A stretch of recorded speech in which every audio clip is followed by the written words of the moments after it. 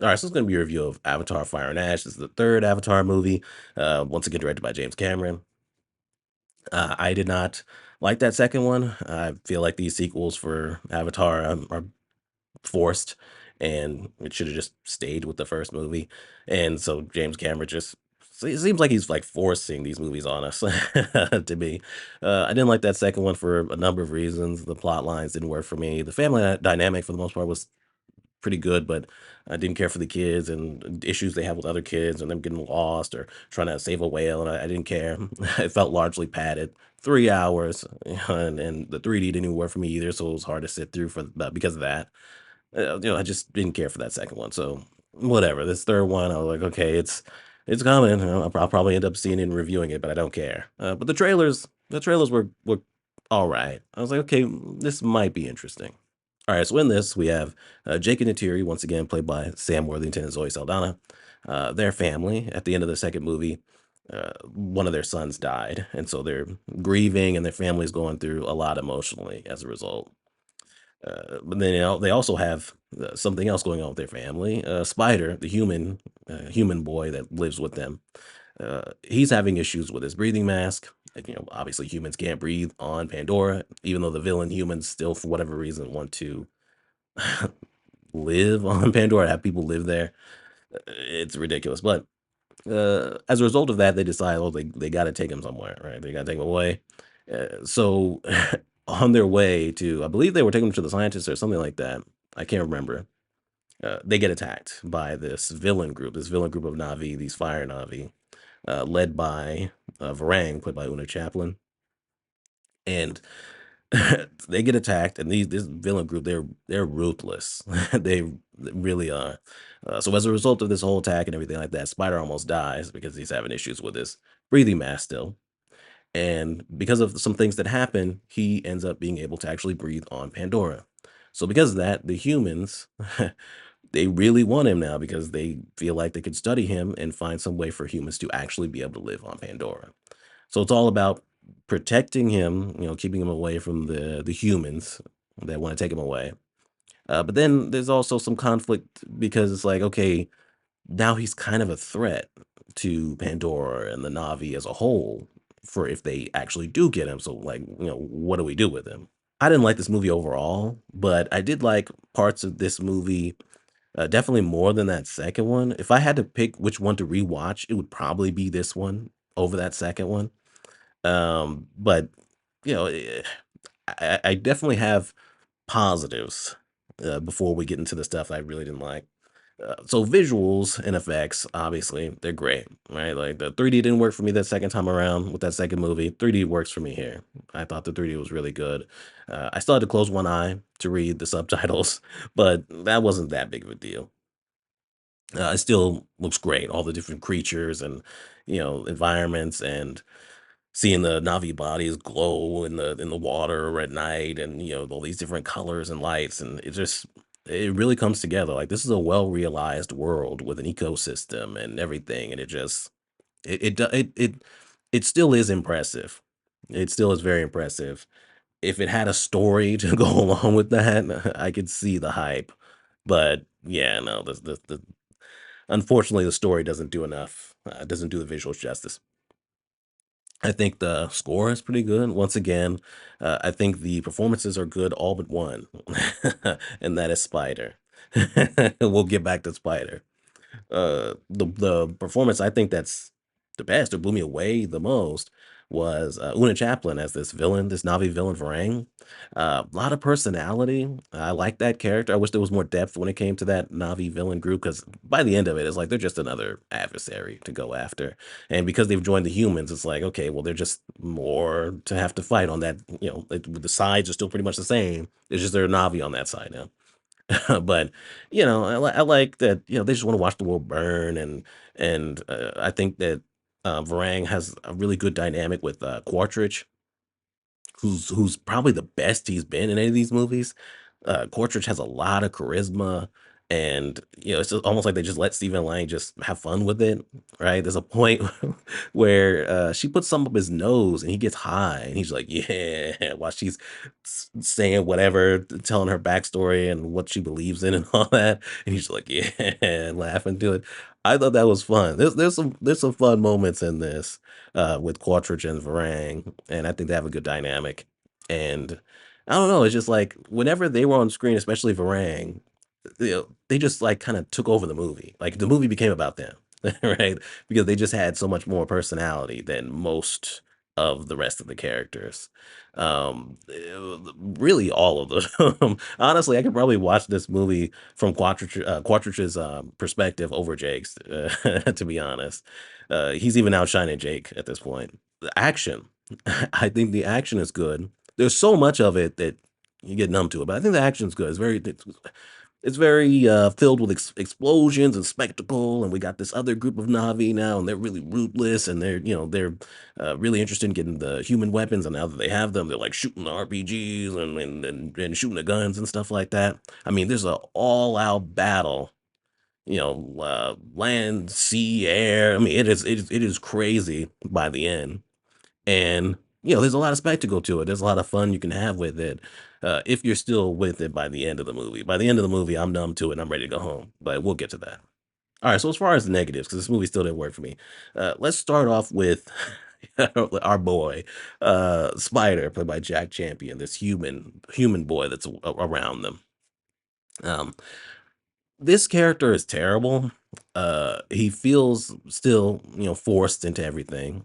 Right, this kid. Oh, Quaritch had this kid that nobody knew about, and so the kid just, kid couldn't go back with the other humans that got sent away. So he's here with them, and then he becomes part of their family. So it's just so feels forced. It's like a human, finding a love for the Navi and Pandora because he lives amongst them.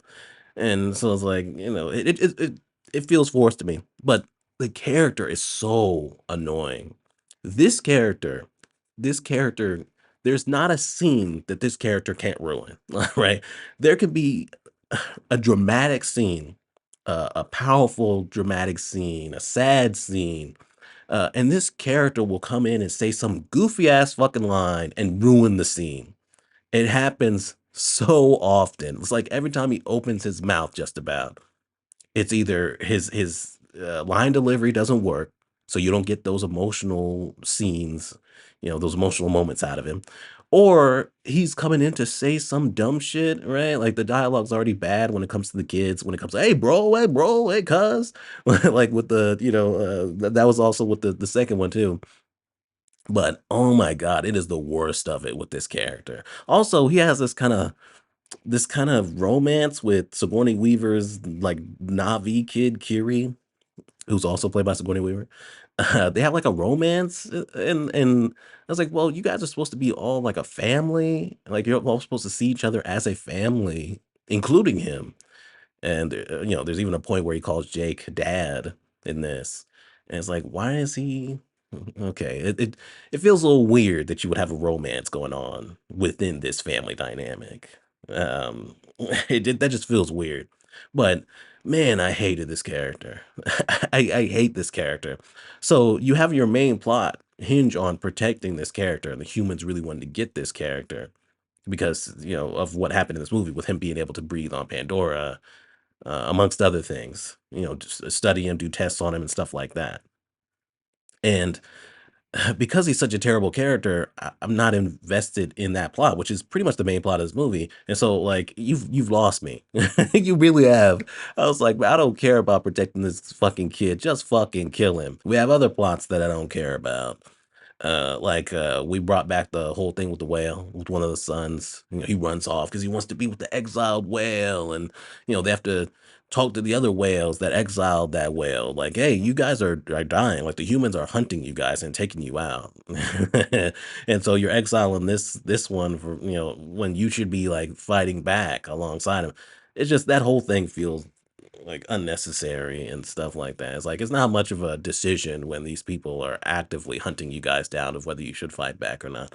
So that shit was not working for me. I'm just kinda sitting there like, okay, there's certain things I'm laughing at ironically because they're so ridiculous, like some lines of dialogue and things like that. Or things that I legitimately laughed at, like when Quaritch got high with the with Varang.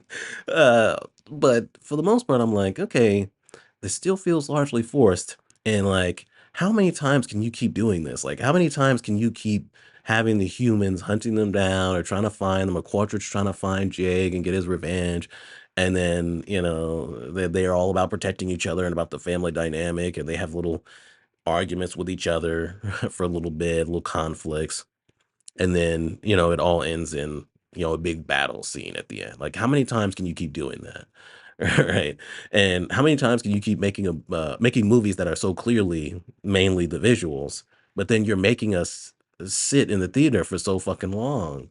I mean, by the end of this movie, because there's a point where Jake, and this is not a spoiler, there's no trailer. Jake gets captured by the humans, right? So obviously he needs to either break out or somebody needs to come save him.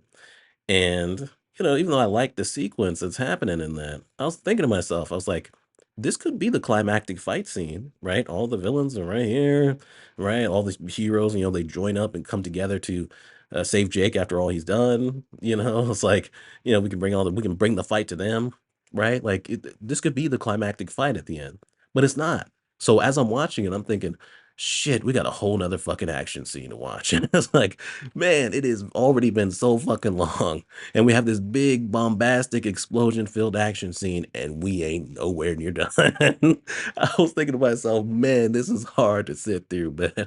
Man, because I saw this yesterday right after work, and I had woken up early for work, and so I was already tired, and I'm sitting through this movie, and it's not really doing all that much for me other than certain moments.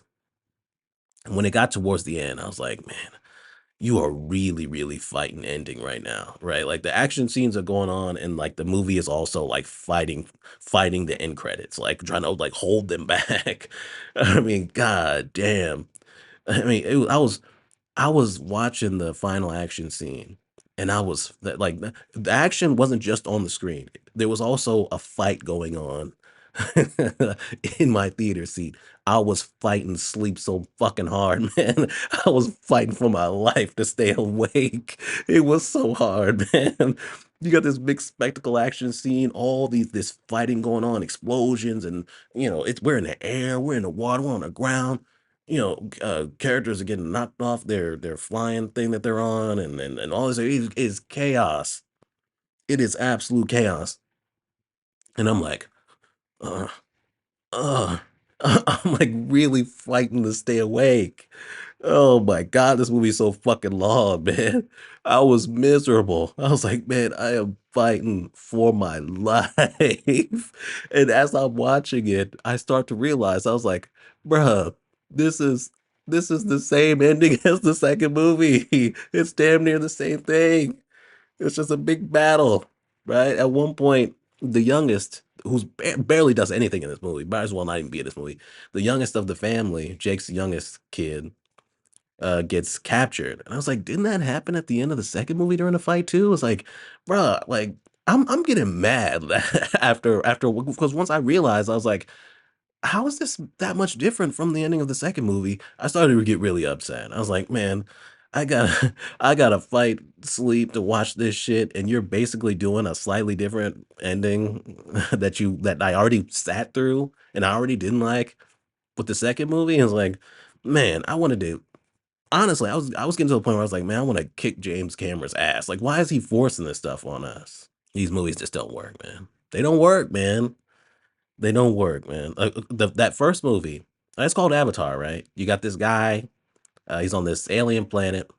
He's gonna be his consciousness is gonna be put into this avatar body so that he can, be with the people of this planet, learn more about them, things like that. He learns about their plight against the humans and everything. Joins their side against the humans, and falls in love and everything like that. That's it. Like that's the story. Like that's it. All right, we don't need to go any further than that. So we go further than that. Oh, he has a family now. He has this. He has that. the humans, even though they keep getting beat the fuck up, they're still doing the same shit. And for whatever reason, they're back. They're not even back for unobtainium. They want to live on a planet they can't even breathe on. It's just it's so forced, man. Just for me, the stories of these movies will never work because they will always be forced, just as an excuse for James Cameron to have these visuals and these effects again. So that's it. There's some improvements. There's some things that I definitely had fun with, but overall, it still felt forced, and I still didn't care for it. And by the end, I was actually upset. I was upset and really wanted to go. Anyway, yeah, that's Avatar Fire and Ash. Rental, subscribe, and we're done.